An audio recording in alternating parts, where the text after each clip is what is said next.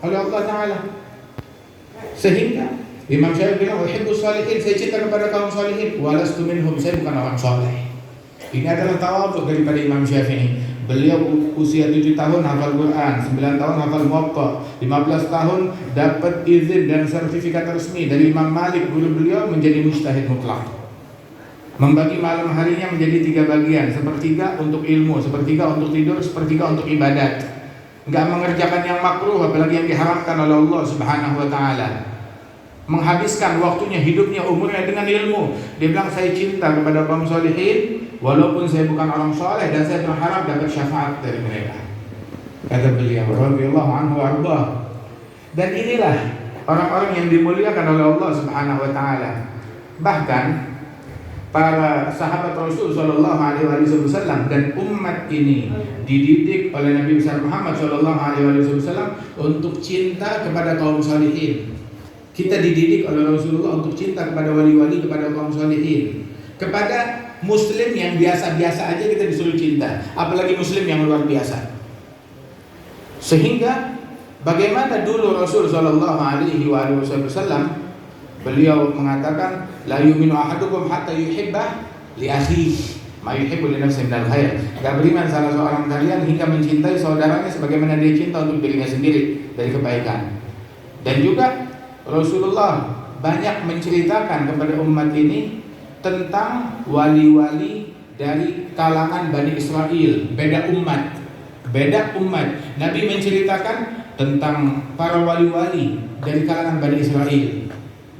Di antaranya adalah seperti Juraij dan juga para wali-wali lainnya.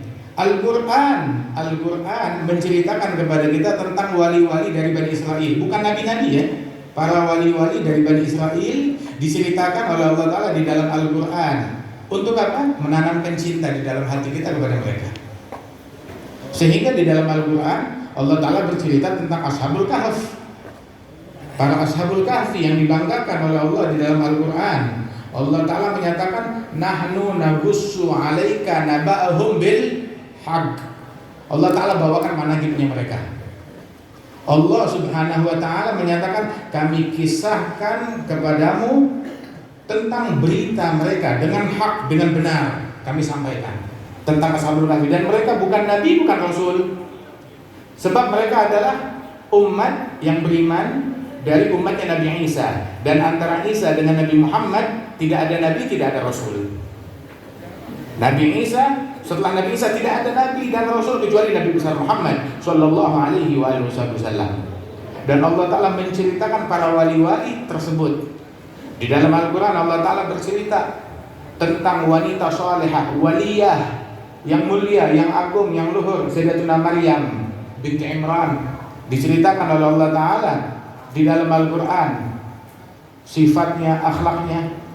Kemudian juga bahkan Allah Subhanahu wa Ta'ala menceritakan keluarga wali. Di dalam Al-Quran diceritakan keluarga wali-wali. Keluarga siapa? Keluarga Imran. Imran bukan nabi, bukan rasul. Bukan nabi, bukan rasul. Dan sebuah surat yang panjang di dalam Al-Quran dinamakan dengan nama keluarga Imran, Al-Imran. Menanamkan kepada kita cinta kepada keluarganya Imran, bukan nabi, bukan rasul.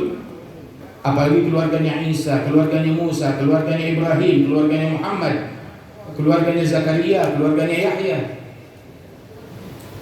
Dan bagaimana di dalam hal tersebut ketika Allah Subhanahu wa Ta'ala menceritakan bagaimana Siti Maryam diasuh oleh Sayyidina Zakaria, seorang nabi, seorang rasul, ditugaskan untuk mengasuh Siti Maryam.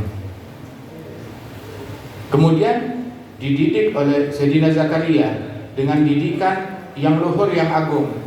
Disebutkan di situ, kullama dakhala 'alaiha Zakaria al-mihraba wajada 'indaha rizqa. Tiap kali Zakaria masuk ke tempatnya Siti Maryam, kepondokannya Siti Maryam, mihrabnya Siti Maryam, maka mendapati ada makanan di situ. Sayyidina Zakaria bertanya, "Anna laki hadza? Dari mana kamu dapatkan ini?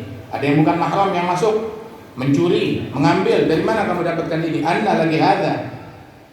Maka Sayyidatuna Maryam berkata, "Galat huwa min indillah, dari Allah Ta'ala. Innallaha yarzuqu may yasha'u bighairi hisab. Allah memberikan kepada siapapun yang dikehendaki tanpa hisab.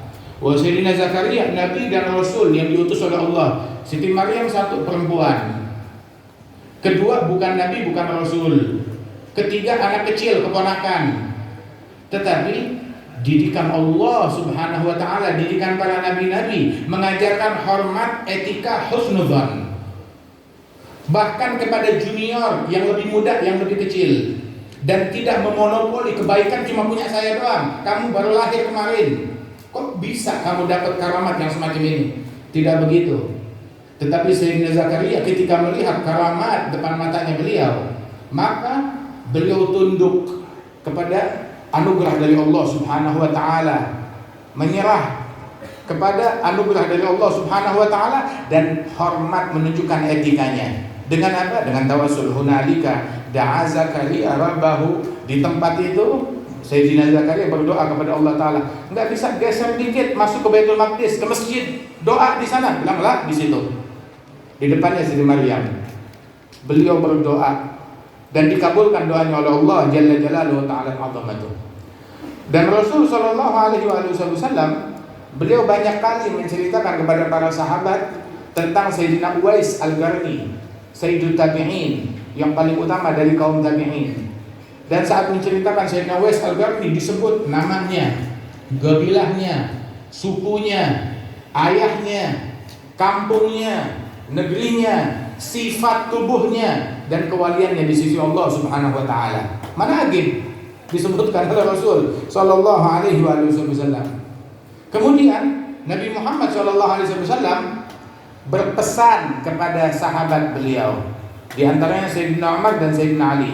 Nabi bilang kepada Sayyidina Umar dan Sayyidina Ali, "Ya Umar, ya Ali, idza laqituma fa abriyahum min salam." Wahai Umar, wahai Ali, kalau kalian berdua jumpa dengan Uwais, maka sampaikan salam saya kepada dia. Ditugaskan oleh Rasulullah mencari Uwais Al-Qarni, menyampaikan salamnya Nabi kepada Uwais Al-Qarni. Kemudian bukan sampai di situ saja. Dikatakan is'alahu ayyastaghfira lakuma yaghfirullahu lakuma. Minta doa kepada Uwais agar Uwais memohonkan ampunan Allah bagi kalian, maka pasti kalian diampunkan oleh Allah Ta'ala. Apa nggak bisa minta doa kepada Nabi Muhammad yang depan mata? Nabi Muhammad jauh lebih afdal dari Uwais Al-Qarni. Siapa Uwais kalau bukan Nabi Muhammad sallallahu alaihi wasallam? Dan bahkan Sayyidina Umar dan Sayyidina Ali bin Abi Thalib jauh lebih afdal daripada Uwais Al-Qarni. Mereka adalah orang yang paling mulia dari umatnya Nabi Muhammad sallallahu alaihi wasallam. Setelah Nabi Muhammad yang paling mulia, nah mereka ini para sahabat Rasul sallallahu alaihi wasallam. Sebagaimana Rasulullah Nabi Muhammad adalah Nabi dan Rasul yang paling mulia, maka sahabat beliau adalah sahabat seorang Nabi yang paling mulia. Sahabatnya Nabi Muhammad lebih mulia dari sahabatnya Isa. Sahabatnya Nabi Muhammad lebih mulia dari sahabatnya Ibrahim. Sahabatnya Nabi Muhammad lebih mulia dari sahabatnya Musa. Kenapa? Sebab Nabi Muhammad lebih mulia daripada mereka semuanya.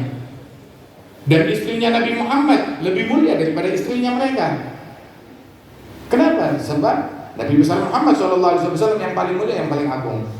Itu di dalam akidah kita Ahli Sunnah wal Jamaah dikatakan wa ba'dahu fal afdalu siddiqu wal afdalu tali lahul faruqu Utsman wa ba'dahu kada Aliun fasittatul baqi fal badriyu. Yang paling afdal setelah Rasulullah Sayyidina Abi Bakar As-Siddiq, Sayyidina Umar bin Khattab, Utsman bin Affan, Ali bin Abi Thalib. Kemudian juga Asyarul Mubasysyirin bil Jannah, Ahlul Badr, Ahlul Baitur Ridwan, sabiquna al-awwalun minal muhajirin wal ansar walladzina tabauhum bi ihsan radhiyallahu anhum. Allah ridha kepada mereka.